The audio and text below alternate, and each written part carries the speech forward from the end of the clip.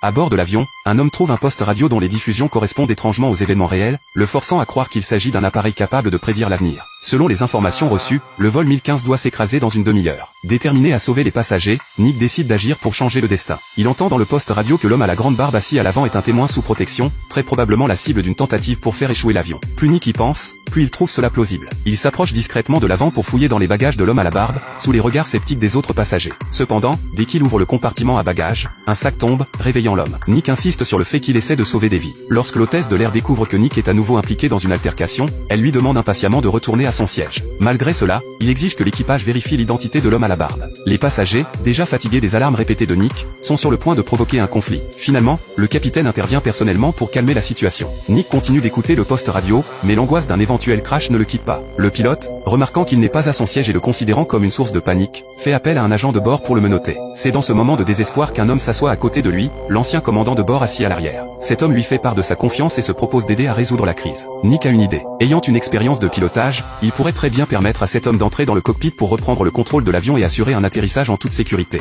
Le seul hic, c'est l'accès au cockpit, verrouillé par un code qu'ils ne connaissent pas. C'est alors que Nick, observant les chiffres sur le poste radio, a un éclair de génie, le code doit être 1015. Une fois prêt, l'homme se dirige vers le cockpit, entre le code avec succès, et les passagers, à travers les écrans de surveillance, voient avec horreur qu'il neutralise le pilote. Soudain, au lieu de suivre le plan prévu, il provoque une dépressurisation, plongeant les passagers dans un état d'hypoxie. Très rapidement, tout le monde a perdu conscience. Nick réalisa alors que l'homme était en fait le véritable responsable du crash de l'avion.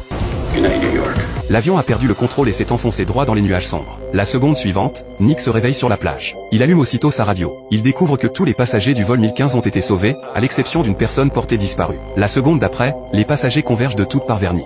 Ils l'accusent tous de tout ce qui s'est passé. Malgré ses explications, la foule en colère ne l'écoute pas et le lynche violemment. Parfois, même en faisant de son mieux pour éviter une catastrophe, les gens finissent par aggraver les choses involontairement.